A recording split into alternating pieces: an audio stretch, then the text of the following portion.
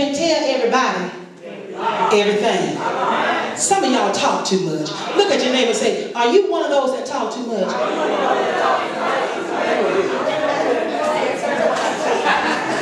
You know who you are. You tell everything you got, all your business, everybody know about it. You can't keep your mouth closed for nothing. Verse says more about it. 1 John, 2nd chapter, 15th to 7th verse. We're reviewing this one because this is what we're going to meditate on for 3 weeks. Love not the world, neither things that are in the world. If any man love the world, the love of the Father is not in him. For all that is in the world, the lust of the flesh, and the lust of the eyes, and the pride of life, is not of the Father, but is of the world. And the world passeth away, and the lust thereof. But he that doeth the will of God abideth forever. Now let's go down to Matthew, the 5th chapter, the 27th through the 29th verse. Look at it now. Ye have heard that it was said by them of old time, thou shalt not commit adultery. Now I'm going to show you something that you haven't seen before. Because God showed it to me. See, a lot of times we all think about adultery as in one form. But there are different forms of adultery. There's different forms. Look at your neighbor and say, there's different forms of adultery. Matthew 5th chapter 27th verse said, ye have heard that it was said by them of old time, thou shalt not commit adultery. Now watch this. Look what Matthew says in 28. But I say unto you, that whosoever looketh on a woman to lust after her hath committed adultery with her already in his heart. Wait a minute.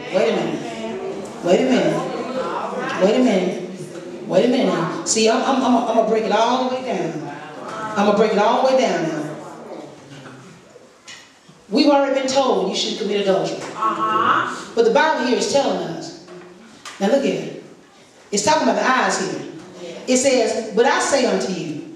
But means I'm going to negate everything else that was said previously. He says, thou shalt not commit adultery, but I say unto you, that whosoever looketh on a woman to lust after her, you already done committed the adultery. You ain't even touched it. You ain't even touched it. And you already got it in your heart. You committed the adultery already. Now, of course, in this King James Version, it says in his heart. But women, this ain't just for men. This for all of us. This for all of us. When you looking at things that you ain't got no business looking at, and you begin to desire it, and the desire turns into lust, that's it. That's it, Deacon Green. You already did. Some of y'all sin and they ain't got nothing. Just a waste of sin.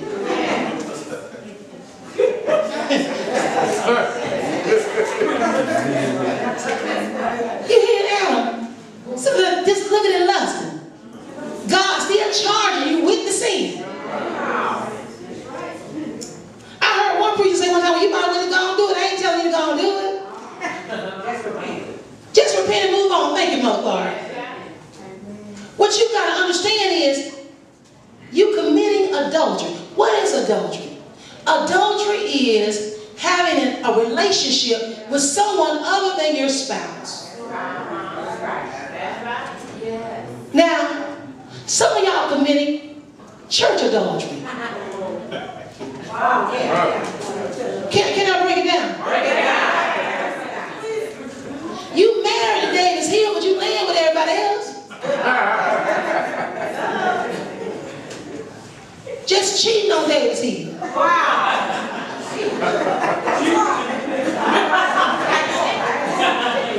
You an adulterer. You say you love Davis Hill, but you sleep with everybody. That's almost like some of you cheating on your job. You commit adultery on your job. Them folks paying you for a good full day's work, and you ain't working but an hour, out too the whole day. All the time. I don't care where you go to church. Just go to church somewhere. Somewhere. It ain't got to be at Davis here. This ain't the only place the word being taught. Just go to church somewhere. But out of the whole week, shouldn't you give God some of your time? Hasn't he done enough for you to give him an hour and a half, 2 hours? Didn't he wake you up this morning? Start you on your way? Help you take care of them bad kids? Verse number 29. Now look what it says. I'm going to show you a different speed as I bring this thing home. It says, if thy right eye offend thee. Come on. Ooh. Ooh. It says, if thy right eye offend thee. It says, pluck it out. And now watch what it says now. It says now, if thy right eye offend thee, pluck it out and cast thee from thee. Now y'all, I ain't talking about literally taking your eyes out. Because Shane, we would have a church full of eyeless folks. Those would come here with all kind of eye patches over their face, and we'll already know you've been looking at stuff again. Wouldn't that be something if God really did that to us? If every time you looked at something that you weren't supposed to look at, and you started lusting after your eyeball fell out, we have a whole bunch of eyeball-less folks, remember? Folks be coming in here and be like, what wrong? I got pink eye. All kind of eye patches. The mother boat, they had eye patches too, wouldn't it? And we already know the deacon boat had eye patches. They probably bring extra eye patches. Amen. It's saying, y'all, look at the part that follows after that. It says, for it is profitable for thee that one of thy members should perish, and not that thy whole body should be cast into hell. What it is saying to you is this. If you know there is something going on with you that ain't right with God, you need to get rid of it. You need to get rid of it. And you need to get rid of it quickly. Because it starts with them eyes, but then it moves into the heart. And if you don't stop it with the eyes, it's going to be in your heart. And once it gets in your heart, it then contaminates the entire body. The entire body. That's why I preached a message a while back, about a year ago, about which gate are you using. Is it your eye gate? Is it your ear gate? Is it your mouth? Because let me tell you something. Whatever you allow to come in your ears, the stuff you hear, that's why you got to be careful. You've got to be careful who it is that you hang around.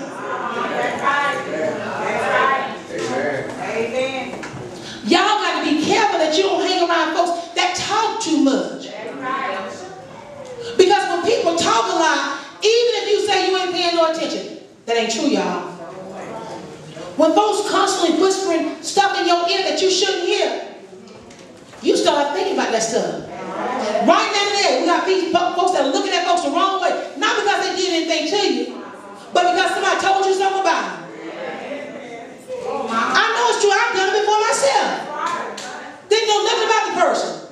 But somebody told me some information. And all of a sudden, you looking at them cross-eyed. Folks ain't did nothing to you. Because what you allow to come in your ear gate, once it festers there, it starts, well, everything goes to your heart. Touch your heart for a second. This is what you got to guard right here. Your heart. The heart. Out of the abundance of the heart, the mouth speaks. That heart is what you got to guard. You got to guard your heart. I got a message that I'm going to preach next month that God releases me to preach it about guarding your heart. And it's powerful. It's powerful. It's powerful. Because some of y'all got heart trouble. It's powerful. And I ain't talking about the kind that the doctor can fix either. And I'm hoping that once I finish this series, God will allow me to preach that message because it's going to bless you something good. Yeah. But what I want you to understand about the lust of the eyes, be careful. Be careful. This is part 2 of our 3-part series. Lust of the eyes.